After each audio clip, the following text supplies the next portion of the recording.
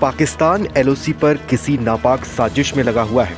इसी रविवार को भारत की सीमा में 5 पाकिस्तानी ड्रोन ने घुसपैठ करने की कोशिश की, लेकिन भारतीय सेना जब एक्शन में आई तो पाकिस्तानी ड्रोन भाग खड़े हुए। ऐसे में इस खबर के 2 दिन बाद ही एक ऐसी रिपोर्ट सामने आई है जिसने सबको चौंका दिया है।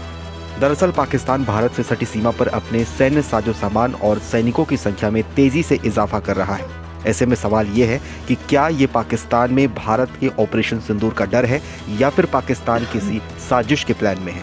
पाकिस्तान की ओर से सर क्रीक इलाके में सैनिकों और मिसाइल के साथ साथ रडार सिस्टम भी लगाए जा रहे हैं।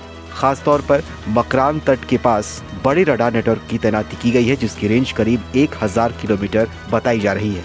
सिंधु नदी के मुहाने पर सर क्रीक इलाके में भारत और पाकिस्तान के बीच सीमा विवाद चल रहा है। सर क्रीक क्षेत्र पाकिस्तान के सिंध प्रांत और भारत के गुजरात राज्य के बीच स्थित 96 किलोमीटर लंबी दलदली जमीन का इलाका है, जिस पर दोनों ही देश अपने अपने दावे करते हैं। ऐसे में विवादित क्षेत्र में पाकिस्तानी सेना की तैनाती उसकी मंशा पर सवाल खड़े करता है। पाकिस्तान ने सर क्रीक पर 3000 जवानों वाली एक नई मरीन ब्रिगेड की भी तैनाती की है। हालांकि सैन्य मोर्चे पर पाकिस्तान भारत से मुकाबले की कोशिश तो कर रहा है, लेकिन असल में पाकिस्तान कितना तबाह और बर्बाद है वो इस बात से समझा जा सकता है कि हाल ही में पाकिस्तान ने अपनी सेना से जुड़ी कंपनी फौजी फाउंडेशन की हिस्सेदारी यूएई को बेच दी थी। जानकारी के लिए आपको बताएं तो फौजी फाउंडेशन को पाकिस्तानी सेना की एक बहुत बड़ी पैसे कमाने वाली मशीन कहा जाता है। पाकिस्तान के हर फायदे वाले कारोबार में इसकी भागीदारी है। मिलिट्री कॉम्प्लेक्स बनाने से लेकर सीमेंट निर्माण तक, खाद से लेकर बिजली बनाने तक और प्रॉपर्टी डेवलपमेंट से लेकर बैंकिंग और यहां तक कि स्टॉक निवेश में भी ये कंपनी शामिल है। इस कंपनी की हिस्सेदारी बेचने को लेकर पाकिस्तानी एक्सपर्ट्स ने भी ये खुलासा किया था कि पाकिस्तान को अब दूसरे देशों से कर्ज नहीं मिल पा रहा है। यहाँ तक कि IMF भी पाकिस्तान को अब कर्ज देने के लिए राजी नहीं है। ऐसे में अपने सबसे ज्यादा मुनाफे वाली कंपनी को बेचने के अलावा पाकिस्तान के पास और कोई रास्ता नहीं था।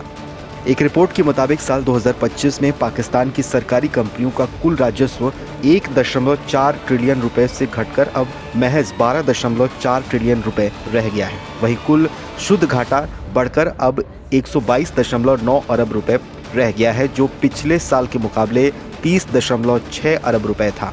अर्थव्यवस्था हो या फिर राजनीति, पाकिस्तान की हालत तो दुनिया अब जान चुकी है, लेकिन भारत के ऑपरेशन सिंदूर ने पाकिस्तान की सेना के खोखलेपन का भी अब खुलासा कर दिया, जिसके बाद पाकिस्तानी सेना आनन फानन में सीमा पर अपनी रक्षा की तैयारियों में जुटी हुई है।